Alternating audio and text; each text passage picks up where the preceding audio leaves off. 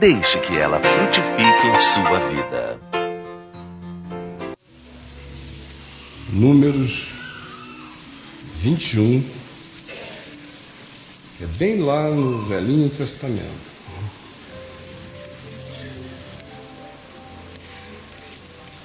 Capítulo 21, verso 16. É um livro assim que o cara corre o risco de já ir para ele assim meio grilado, porque a não ser que ele tenha uma vocação para exatas ou contábil, não é? Porque o nome do livro é Números. Aí você diz, poxa vida, números. A maioria das pessoas que eu conheço tem pavor de matemática, então pulam um livro de números. Mas o livro de números tem umas histórias maravilhosas e é possível apreciar nele detalhes de certas narrativas que acontecem em Êxodo e que não são muito ampliadas. E aqui em Números você vê delicadezas, pequenos acréscimos, coisa de mentalidade contábil mesmo, não é? Algumas auditorias históricas, vamos assim dizer, acabam acontecendo em Números, certos detalhamentos. E aqui nós estamos no capítulo 21, no verso 16, que dá sequência à jornada de Moisés com o povo de Israel peregrinando por 40 anos no deserto. E Arão, seu irmão, tinha acabado de morrer. A sua irmã Miriam já tinha morrido algum tempo atrás. E Moisés tinha acabado de ter uma experiência absolutamente dramática e esmagadora na existência dele, que está narrada aqui no capítulo anterior, no 20, que é o episódio das águas de Massá e Meribá, quando o povo murmurou bastante, fazendo aquelas afirmações do tipo que frequentemente ocorriam, fosse diretamente a Moisés ou fosse resvalando em Moisés, questionando a Deus: por que nos tiraste da terra do Egito, onde a gente tinha nossa vida? Aí de repente a escravidão se transforma em férias no Caribe, na cabeça deles, onde a gente tinha cebola e melões e um monte de coisas que eles sabiam que existiam e que eles mesmos nem comiam, porque lá o que eles faziam era amassar muita lama para fazer grude, para colar monumento faraônico. Mas agora eles voltam de vez em quando com essa questão: por que nos tiraste? E numa dessas situações, Moisés é encontrado num momento extremamente frágil. E ele vinha de impactos anteriores fortes, como por exemplo a morte da sua irmã Miriam. E com a Miriam ele tinha tido uma experiência desagradável demais, sobre a qual eu falarei um pouquinho depois. De modo que ela parte e o povo vem com a mesma pergunta de sempre, com a mesma energia, com a mesma hostilidade, com a mesma incredulidade. Não importava quantos fossem os sinais da providência, da graça, do cuidado de Deus para com eles. Era como se cada nova situação da vida fosse uma esquina absolutamente inusitada, como se eles não guardassem memória alguma de gratidão e de confiança em relação ao Deus que cuida e que intervém. Porque a cada nova situação, a cada novo episódio, eles zeram a quilometragem da memória, se bestializam e voltam outra vez com as questões de sempre. Parece que não conseguindo fazer nenhum tipo de memória espiritual, psicológica, emocional, cumulativa, sem conseguirem guardar e aprender a pedagogia do amor de Deus manifesta no caminho deles. Fato é que Moisés está cansado. E aí quando o povo vem com a cantilena, ele perde a cabeça. E vai para diante de Deus, ele e Arão. E Deus diz, olha, vai e fala à rocha, porque ela vai te dar água. Aí ele sai desembestado, literalmente, ou abestado, mais do que nunca antes na vida, e com seu irmão Arão, chama o povo inteiro, reúne, sucumbe ao sarcasmo total, faz a situação se transformar em algo pessoal, cria naquilo ali um estado de impeachment, ou vocês ou eu, o que dizia respeito à providência de Deus, que eles carregavam agora como promessa para ser transformado em água, eles tinham transformado em cédula de barganha, de confronto, de humilhação, de poder. A ponto de que o Salmo diz mais adiante, que foram eles que suscitaram no coração de Moisés um amargor existencial tão intenso que o fez proceder irrefletidamente. Perdeu a capacidade de reflexão, se embotou, se embruteceu, e aí chama o povo e diz, porventura, vocês querem que eu e o Arão demos água a vocês? Vocês querem água? É água! É água que vocês querem, água! É água, pois a água para vocês! E pegou a vara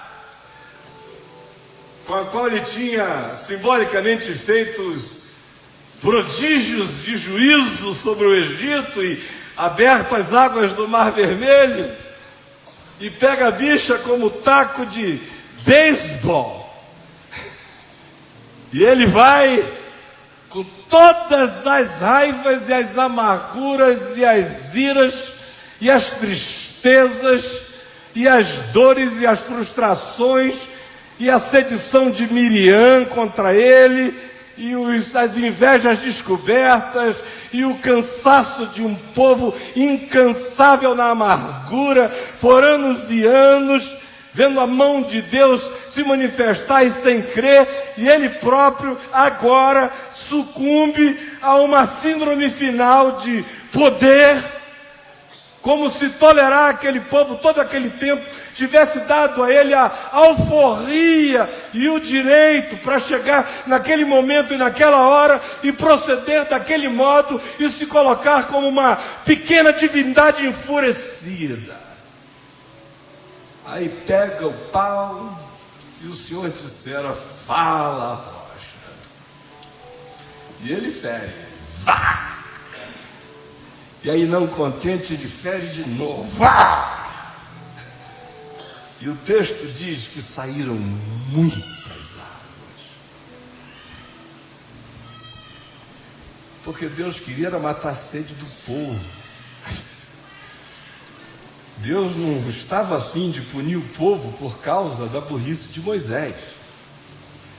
Então, o entendimento de Deus com Moisés era o entendimento de Deus com Moisés, mas Moisés estava ali para cumprir um papel e o resultado teria que ser água para o povo. Então, embora ele tivesse no coração cometido uma grande transgressão contra a consciência, o entendimento, a percepção, a relação, a intimidade, o gozo de Deus na vida dele, embora aquela ação fosse absolutamente impensável em se considerando alguém que via a face do Senhor como quem vê a face de um amigo e lida na intimidade com Deus como quem lida com um amigo íntimo, de tal modo que, em razão daquela profundidade e daquela simbiose, é que essa ação dele de independência, autonomia e de fazer do seu próprio mau humor alguma coisa que pudesse usufruir do poder de Deus para cometer um ato de violência carismática contra a existência daquele povo, essa irreflexão custa-lhe o fato de que Deus lhe diz: olha, porque tu não me honraste, tu não vais entrar na terra. E não houve apelo, nem pedido, nem recurso, nem Supremo Tribunal, não houve nada. Nada mais aconteceu depois daquilo. O máximo que se permite a Moisés é ter uma visão que eu pessoalmente já tive a questão de ter algumas vezes, que é de subir no cume, subir no Pisga. Pisga significa alto, dizer cume de Pisga é como se Pisga fosse o nome do cume, mas qualquer cume é Pisga. Então subir ali no Pisga lá da região de Moabe e olhar para frente assim, para terra de Canaã, com o Jordão bem adiante, essa é a visão que ele tem, e é até aí que ele vai, e é aí que ele parte para a eternidade. Agora, eu disse a vocês que nós iríamos ler algo que acontece depois dessa situação de desobediência interior, existencial, de degradação da consciência de Moisés em relação ao que ele tinha discernido, e só a intimidade dele com Deus é que pode explicar e justificar a gravidade daquela ação procedendo de um homem com aquele entendimento. Mas disso Deus tratou com ele. E a vida prosseguiu. E Moisés continuou lá e teve que resolver problemas. O Arão morreu. Houve um episódio da serpente de bronze e das serpentes abrasadoras enviadas como punição sobre a incredulidade do povo, e Moisés faz uma serpente de bronze e coloca numa haste. E logo depois desse episódio, que vem a ser utilizado por Jesus no Evangelho de João, no capítulo 3, quando diz que importava que, assim como Moisés ergueu a serpente no deserto, assim também ele, o Filho do Homem, fosse erguido, levantado da terra, numa alusão à cruz e à convergência de todas as maldições possíveis e de todas as leis e de todas as malignidades para ele. Então, depois desse episódio histórico, que Jesus se apropria dele em João no capítulo 3, é que a gente lê que eles fizeram mais algumas jornadas no deserto, chegaram defronte de Moabe, e quando chegaram lá, eles tiveram sede. E o verso 16 diz: dali partiram para Beer. Este é o poço do qual disse o Senhor a Moisés: ajunta o povo e lhe darei água. Então cantou Israel este cântico: brota, ó povo, entoai-lhe cânticos. Poço que os príncipes cavaram, que os nobres do povo abriram com o cetro, com os seus bordões. E desse deserto eles partiram dessa água que brotou pela canção. Agora olha aqui para mim. Moisés estava presente nesse dia. Foi com ele que Deus falou para juntar o povo. Agora, Moisés era um cara especialista em água. O nome dele significa tirado da água. Ele carrega a sina da água com ele a vida inteira. Ele podia ser diretor da companhia de água do planeta Terra, era Moisés. E aí, quando a mãe resolve poupá-lo de Faraó, quando ele é pequenininho, ela aposta tudo nas correntezas e na misericórdia de Deus, e joga o menino na água. E ele tem uma irmã chamada Miriam, que o pai de Moisés e a mãe de Moisés eram também dois caras impressionados com água, porque o nome da irmã mais velha, Miriam, Mara Ian, significa água amarga. E aí, quando nasce um outro menininho, ainda bota o nome do menino de tirado d'água. Então era um casal impressionado com água, de tal modo que quando Moisés é jogado às correntes do Nilo para ver se a graça o conduzia a um bom porto, a um braço de misericórdia que ninguém jamais esperaria que haveria de ser a filha de Faraó, a Miriam, a Maraiã, ficou ali plantada nos juncos do Nilo, vigiando para ver o destino do mano.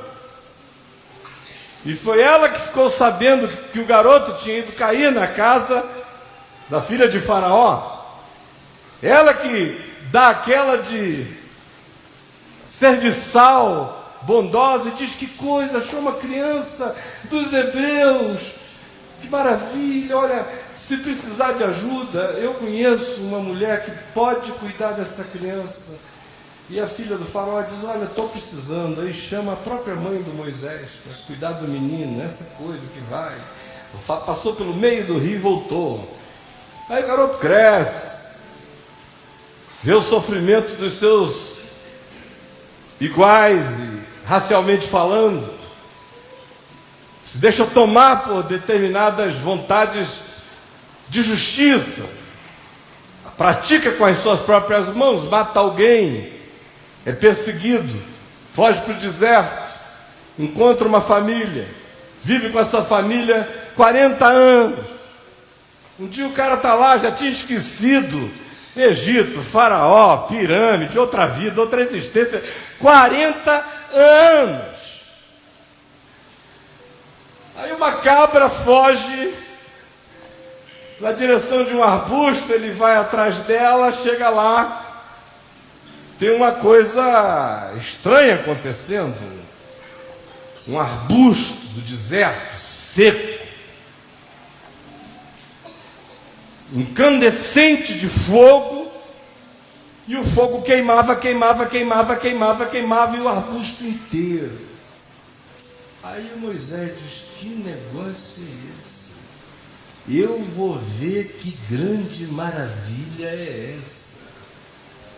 Aí ele vai chegando perto para ver aquilo, quando ele ouve uma voz: Moisés, tira as sandálias dos teus pés, porque o lugar em que tu estás é terra santa. Aí Deus diz que o nome dele é: eu sou quem eu sou, não tem explicação, sou puro mistério, você vai ter que confiar em mim, eu estou te mandando de volta, você vai tirar esse povo, não é por força nem por violência, mas é pelo meu poder. O que você tem na mão? Você tem na mão aí só uma vara, e você só precisa de simbolizações. Deixa o resto comigo, crê na minha palavra e confesso o que eu te disser como verdade. Só isso que você tem que fazer. E Moisés faz, e quando ele chega lá para libertar o povo, o primeiro sinal que ele acaba por realizar começa com água. É botar sangue no rio Nilo. E aí vocês conhecem a história. O coração de Faraó se endurece, não cede jamais, por razão nenhuma. Mas eles acabam saindo. E a saída é outra vez por dentro d'água. Tem que atravessar o Mar Vermelho, ou o Mar de Junco. Aí quando chegam do lado de lá, a Miriam, irmã dele, vive o seu momento de glória existencial na vida. Ela se desamargura, pega alguns instrumentos e propõe uma dança, e toca, e dança, e canta, e compõe, e poetiza, e celebra a Deus, e vive um momento alegre. E logo adiante, eles têm sede, e chegam a um lugar onde tem uma fonte, mas as águas eram amargas. O nome da fonte era Mara, amarga. Era o nome da Miriam, amarga. E aí eles reclamam de Moisés: puxa, a providência botou uma fonte no nosso caminho, mas foi meia providência, porque a água é amarga. Aí Deus disse a Moisés para cortar uma madeira e jogar na fonte. E quando ele fez isso, as águas se converteram no Maraiã, Miriam, fica doce.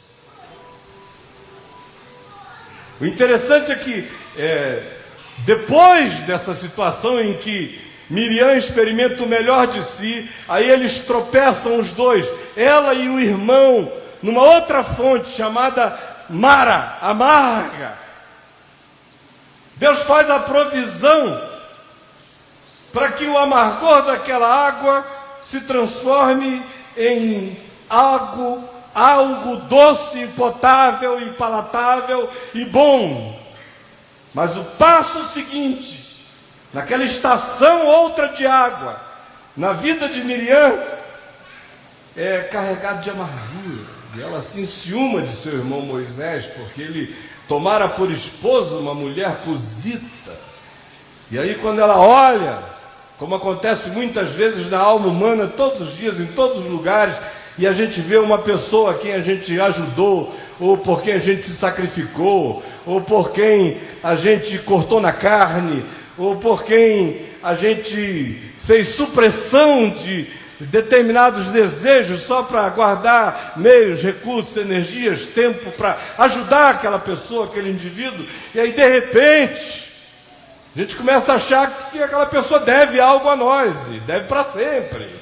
Eu olhei para ele quando ele estava lá, jogado ao sabor da correnteza. Eu é que indiquei mamãe, senão esse cara tinha nascido sem pai e sem mãe. Eu é que acompanhei a história a jornada inteira. E agora, esse homem, além de profeta, além de ouvir a voz de Deus, além de ter um privilégio de conversas face a face com o mistério, ainda me aparece com essa história de que está apaixonado e quer casar com uma mulher cusita, provavelmente uma negra, uma etíope ou daquela região. E aí ela não gosta da felicidade do irmão. Olha só, missão eu faço contigo desde que você continue infeliz. Eu encaro todas com você, desde que não seja bom para você também. Mas agora que o cara está nessa alegria, a Miriam não sucumbe e a Maraiã aparece, sabe? E brota todinha de dentro dela, e ela vem, consegue contaminar as águas da alma de Arão, e os dois se unem e vão até Moisés e fazem uma sedição e dizem: o que você está pensando, seu idiota? Que Deus é só teu Deus? Que Ele não fala também comigo, com Arão? Você está pensando o quê? Quem foi que te autorizou a casar com essa mulher? Em outras palavras, eu não tive a revelação. Tinha que ter passado pela minha chancela, é uma outra mulher no pedaço. Essa que é a verdade. Por trás dessa história espiritual todinha tem uma mesquinharia básica. Como sempre. E aí, ela acaba ferida. Porque Deus os chama, os três.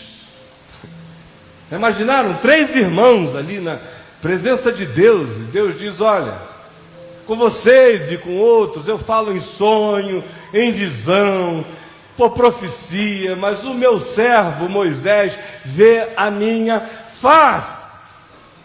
Uma escolha minha, uma questão de intimidade, borogodós divinos inexplicáveis. Cada um goste de quem é. Agora Miriam vai ser ferida. E a coitadinha da Miriam ficou leprosa o resto dos seus dias, carregando na pele a sua amargura, somatizando a sua irresolução interior, a sua incapacidade de converter suas fontes, sua Maraiã em outra coisa. E aí Moisés vem carregado disso, comete aquela irreflexão, aquele desatino, Deus diz fala, e ele vai pro cacete.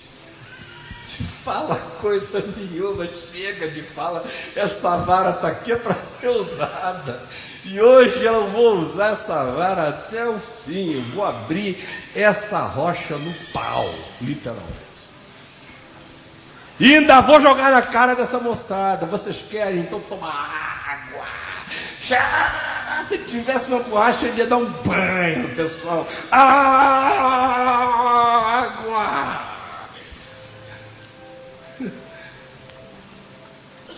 Moisés significa tirado das águas, mas esse cara nunca saiu das águas a vida inteira, só assina. Moisés é jogado na água, corre na água, é apanhado, tirado da água, e todo mundo pensa que ele saiu da água coisa nenhuma.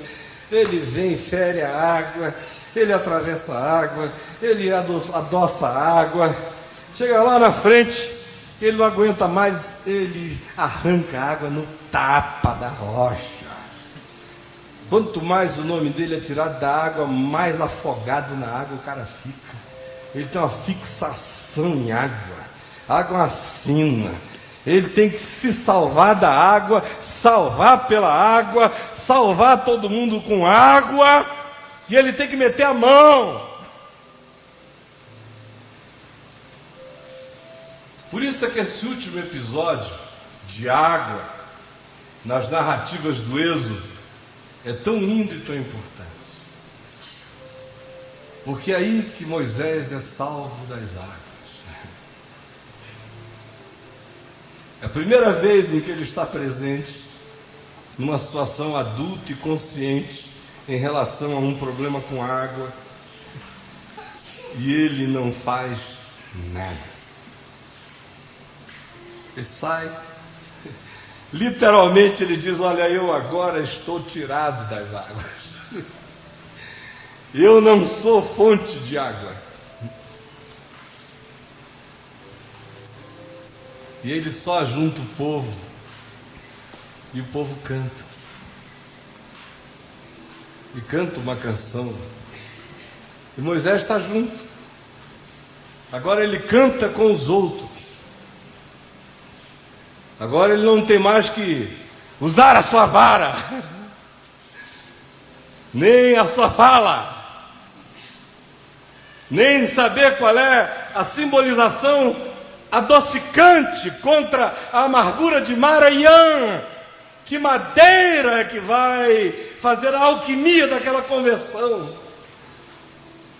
Agora ele não tem que fazer avenidas em mares, nem tem que apodrecer rios, nem tem que ser salvo da água que molha. Ele tem que ser salvo dessa obsessão de que ele é Moisés, tirado das águas para viver à porta de cada poço da existência, cumprindo sua missão como karma até o fim. É interessante que o próprio Deus, no caminho com Moisés, já vinha aliviando isso nele, porque a ordem anterior não foi fere a rocha. Já tinha até havido algo semelhante na narrativa do livro de Êxodo, mas agora é fala. Porque o caminho de Deus era ir tirando aquele peso de cima dele. Não tem que ficar aqui de braço aberto segurando as barreiras do Mar Vermelho para sempre.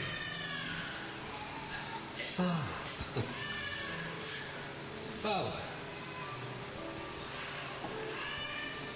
E aí ele teve que se arrebentar todo para ser salvo, para poder ficar tranquilo, para ser pacificado, para ficar ali agora sem nenhuma intervenção, sem nenhuma vara, sem nenhuma mão, sem nenhum gesto mirabolante, sem nenhuma sacerdotalidade especial, sem nenhum carisma sendo evocado, apenas completamente sossegado no coração quanto à provisão. O problema é água. E agora, Senhor? Antes ele chegava com uma coisa que tinha a ver com ele. Somos nós dois. Ó Deus, só me resta agora apedrejarem-me. Tudo virava pessoal. Ele agora está fora, ele está liberto. Ele foi tirado das águas dentro dele. Ele não carrega mais essa opressão bondosa. Ele não é mais vítima agora dessa compulsão messiânica. Ele só fala com Deus, e agora? E Deus diz, ajunta o povo. E ele só diz, ajuntem-se. E assiste. E brota, não do chão, brota do coração do povo uma canção. É dessa canção de todos que surge Be'er, que quer dizer poço, água, fonte, nascente, como milagre. Um milagre que acontece diante de um Moisés que pela primeira vez na vida não estava lá com a sua vara, com a sua mão, com a sua intervenção, com a sua soberania, com a sua presença maior. Ao contrário, ele só canta junto. Agora a pergunta é, por que eu estou dizendo isso aqui? Parece uma historinha da Bíblia. Mas não é não. Cada um de nós parece que nasce com determinadas sinas. Às vezes são heranças familiares, são gostos do pai, da mãe, são nomes, são apelidos, são designações pré-existentes da nossa genealogia. E a gente nasce em lugares que a gente não escolhe, procede de pais que a gente também não decidiu a respeito, herda culturas que nós não ajudamos a fabricar. Somos conduzidos por determinados códigos que a gente não ajudou a inventar. Às vezes acerca de nós são ditas certas coisas que a gente não imaginou para nós mesmos. A nós são atribuídos alguns papéis que a gente mesmo nunca tinha pensado a respeito.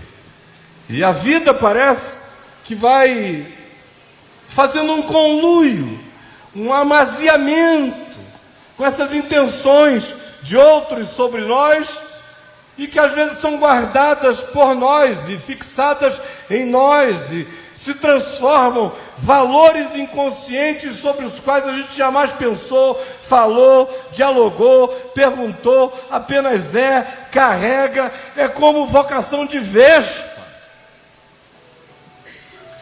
E algumas dessas coisas não são necessariamente mais. Algumas são horríveis. Algumas destroem o indivíduo com uma rapidez enorme. Tornam-se profecias autocumpridas, self-fulfilling prophecies. O cara instala aquele programa no inconsciente e aquilo vai rodando dentro dele. E ele existe inconscientemente para cumprir aquele programa, aquele papel. E ele não se afasta daquilo. Chama aquilo de meu destino, chama de meu guia, chama de meu guru, chama de meu analista, chama de meu amante, chama de minha igreja, chama do que ele quiser. Ele arranja todos os disfarces, todos os tapumes, para continuar andando daquele jeito. Ele só muda as maquiagens, mas não muda nada dentro, e anda até a morte ali. Batizado e até a morte ali. Enquanto isso, ele parou de fumar, parou de beber, cortou o cabelo, mudou de roupa, parou de falar com um monte de amigos, ficou de mal com a família, encaretou, chamou isso de conversão, essa deformação, essa desfiguração, essa desaculturação, chamou isso de conversão. Não mudou nada dentro. Ele agora ganhou só o direito de ficar mais pedrado, mais juiz, mais dono da verdade, mais senhor do seu destino, mais vitalizado por uma convicção espiritual de que Deus o fez assim. E eu repito, isso pode acontecer para o bem e para o mal. Quando acontece para o mal, e na maioria das vezes é para o mal, o cara encarna aquela Gabriela cravo e canela que nasceu assim, vai viver assim, vai morrer assim, sempre Gabriela, e não tem jeito. Agora, no caso de Moisés, isso ganhou uma versão legal. Ganhou. E aqui é que está a ambiguidade, olhem bem para mim. Porque é linda a história. É uma maravilhosa. Uma mãezinha que chega e diz, não, meu filhinho, não vou entregar para essa moçada. Prefiro confiar na misericórdia das correntezas do rio, que são sopradas pelo vento de Deus. Uma irmãzinha que fica ali do lado, que vigia, né? De dia e de noite, que pega, que conta, que monta essa trama, que devolve o garoto ao peito da mãe, que coisa mais bonita. Vamos chamar o menino de Moisés. Ele foi tirado das águas, que coisa gostosa.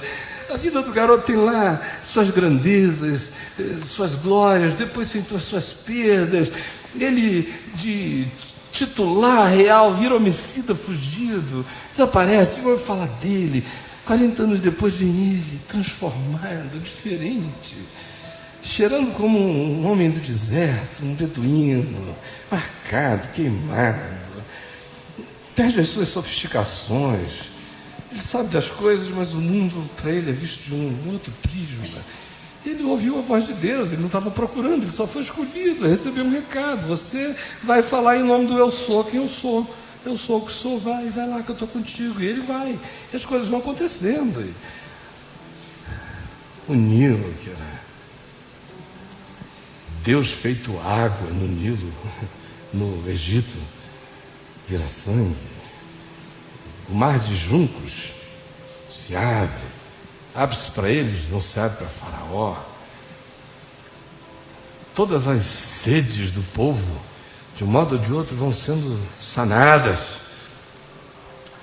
Eles encontram graça e misericórdia no caminho, como, por exemplo, depois da purificação e transformação das águas de Mara, quando viraram doces e potáveis, diz lá a sequência da narrativa bíblica que eles andaram um pouquinho mais e chegaram num lugar chamado Elim, onde havia 12 fontes e 70 palmeiras, nas quais eles tropeçaram. Era quase como se Deus dissesse, olha só, gente, se eu transformo água amarga em água doce, mas se vocês tivessem só um pouquinho mais de paciência, vocês iam tropeçar no paraíso. Olha só, aqui, 12 fontes e 70 palmeiras. Isso tudo era bom na vida de Moisés. Mas presta atenção nisso. Tem certas coisas que começam muito boas na vida da gente e depois de um tempo começam a fazer muito mal a nós. Muito mal. Coisa boa faz mal também. E a gente parece que não se dá conta disso. Cada um de vocês sabe quais são essas coisas que existem como marcas profundas no ser, características, identidade, nome. Vem de papai, mamãe, família, desejo anterior a nós, cultura, coisas que constituem nossa personalidade, nossa memória, coisas que não são nem boas nem mais. Água, ou a gente bebe, ou a gente nela se afoga, e pior ainda, nela a gente pode matar outros. Mas a água é boa, depende da gente. Cadê a marca d'água? literalmente, na alma do homem. Tem na minha, tem na tua, tem na de todo mundo. E se a gente olhar para trás, nós vamos ver como na nossa história existem estações para as quais a gente retorna quase sempre, outra vez, recorrentemente, aquele tema de importância espiritual e psicológica na vida da gente. Parece que a fita volta. A gente encontra essas estações de novo, vai encontrando, vai encontrando, vai encontrando, vai encontrando, até o dia em que a gente pode encontrá-las também para o nosso mal. Isso se torna mal quando a gente deixa que essas marcas se transformem quase que em compulsões dentro de nós que nos impelem, quase que a revelia da consciência, do desejo, da vontade, para aquela coisa que às vezes pode ser muito boa, mas ninguém suporta realizar a prática concreta de tudo que é bom na vida, o tempo todo, sem descanso. Para isso existe descanso. Do contrário, até o bem mata.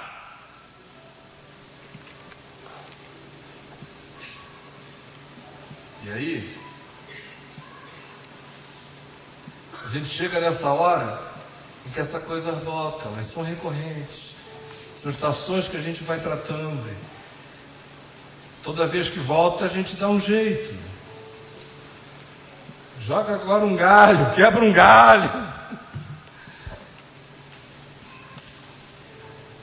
Às vezes essa coisa pega a gente. E a gente só fica livre disso quando isso perde o poder de determinar o significado da nossa própria vida a partir daquilo. Esse Moisés tirado das águas, que não pode ver um problema de água que ele não tem que resolver, só é de fato interiormente tirado das águas, quando no fim da vida descansa, confia, entrega, deixa de ficar refém tanto da maldade quanto da bondade. Está livre. Não tem que se sentir na obrigação neurótica de ser o provedor de água para o mundo. Nesse dia, Moisés é tirado das águas.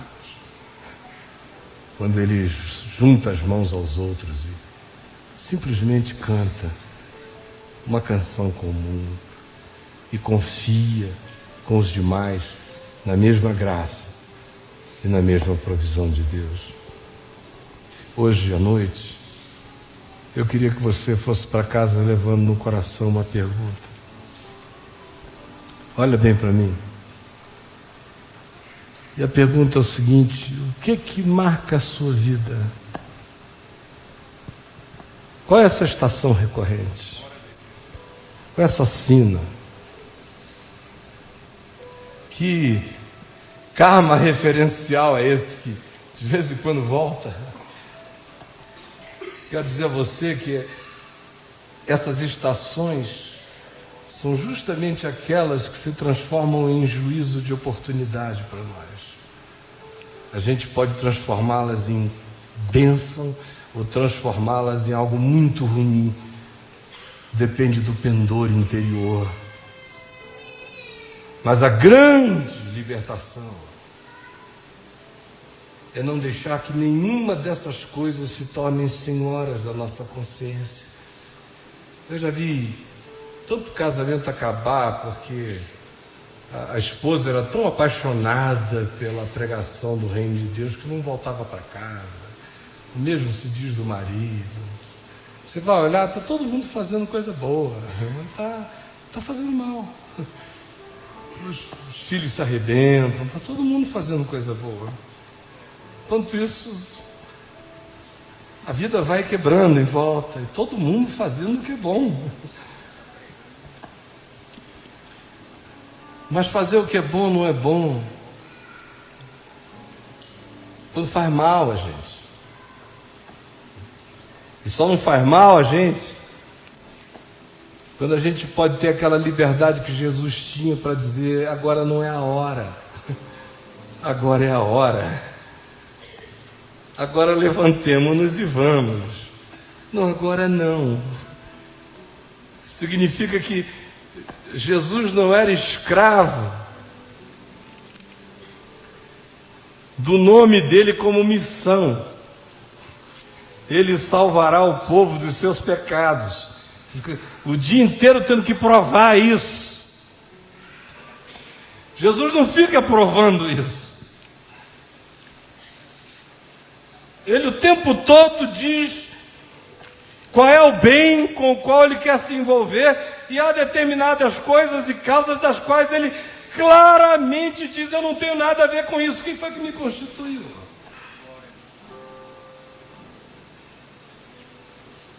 Agora, se o nome dele fosse Justiça, ele tinha achado que alguém o teria constituído para aquele papel. Esse é o meu lugar, eu vou fazer mesmo. E a gente vai se arrebentando às vezes com o melhor coração. Nem sempre porque a gente está fazendo coisas ruins, mas às vezes até porque está fazendo algumas coisas boas de maneira escravizante. E vai destruindo tudo. Só para concluir, eu quero dizer a você o seguinte: não existe nenhuma possibilidade de que eu ame tanto o reino de Deus e que o busque tanto de todo o coração, que em o fazendo genuinamente, conforme o entendimento do que o reino de Deus deve significar para um coração humano, e que em fazendo isso, esse amor, essa manifestação de intensidade de ser pelo reino, venha me fazer mal e ainda seja algo do reino de Deus intacto e genuinamente. Eu não acredito em nenhum chamado do reino de Deus que destrua a existência da gente por dentro, que tire a paz, que conturbe, que produza ira, que faça o cara perder a cabeça, sair no palco a rocha. Tudo em nome de Deus. Eu não creio. O reino de Deus realiza o que é bom em nós. Faz isso com moderação. São forças polares equilibradas, é espírito de intrepidez e de moderação. Casados, essa energia do reino. A pessoa se ama a si mesma e conhece a si própria diante de Deus, sabe o significado que tem para Deus e não se deixa mais tornar refém de uma multidão de palpiteiros amargurados ou de invejosos que estão em volta, e nem tampouco vive para cumprir o karma das profecias que lhe foram destinadas, tornando-se um escravo de destinos, Salvador e Messias, de obsessões que lhe foram incutidas. Ele agora pode estar livre para realizar o bem que é bom, para dar as mãos com o povo e para saber que, enfim, a misericórdia de Deus não morreu, não deixou que ele morresse, indo até a vida como aquele cara que vive apenas para resolver problema de água. Libertação de Moisés. Para nós, isso pode parecer uma história subjetiva. Eu só quero dizer a você o seguinte: Para mim, nenhum gesto de Moisés foi mais bonito em relação à água do que a singeleza dessa submissão e dessa confiança, que faz agora com que esse indivíduo não erga nenhuma vara, simplesmente une a sua voz à dos outros e em confiança pacificada descanse e veja do chão brotar a água. Nesse dia, Moisés foi tirado das águas. Que você seja também, que eu seja também, que nenhuma sina tem o poder de determinar nossa existência a ponto de, nem que seja o nome da bondade, nos destruir no fim da vida. Nós temos sido chamados à experiência de Deus como pais. Vamos ficar em pé e vamos orar.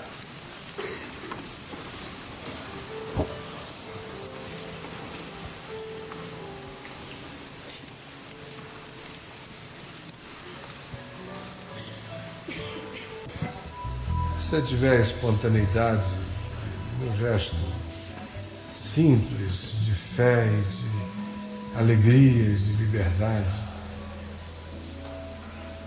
erga uma de suas mãos e oremos juntos esta oração. Senhor nosso, nós estamos diante de Ti. Tu nos fizeste e nós cremos nisto. Nós não sabemos os detalhes do nosso caminho. De fato, nós não sabemos nada. Mas nós sabemos que, mesmo nas correntezas das casualidades de um rio, nós não estamos soltos das Tuas mãos.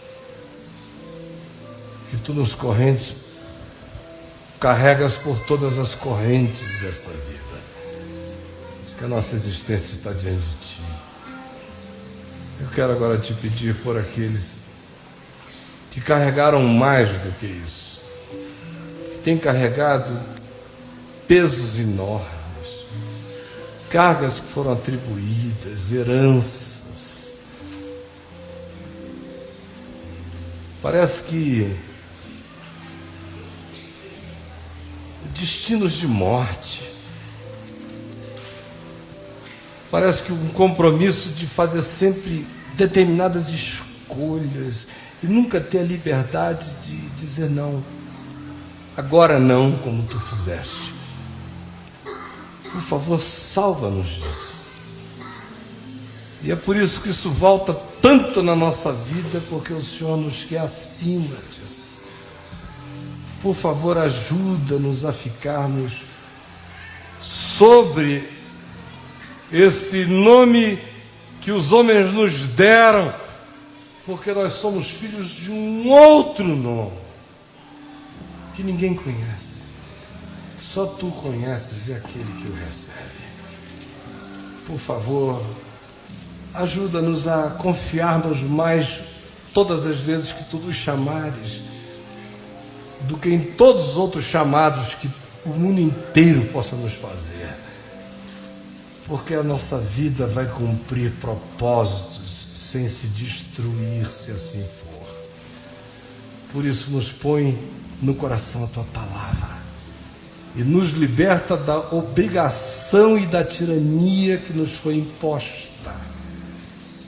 Dá que hoje aqui alguns desses karmas psicológicos estejam sendo quebrados, e espirituais também, e vícios mentais também.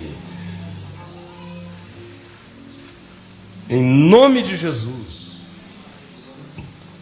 eu peço por todos os outros que aqui não vieram e que nos seus cantinhos estão também orando e olhando para o coração e fazendo muitas associações, e eu peço que o Teu Espírito os enriqueça nessas percepções.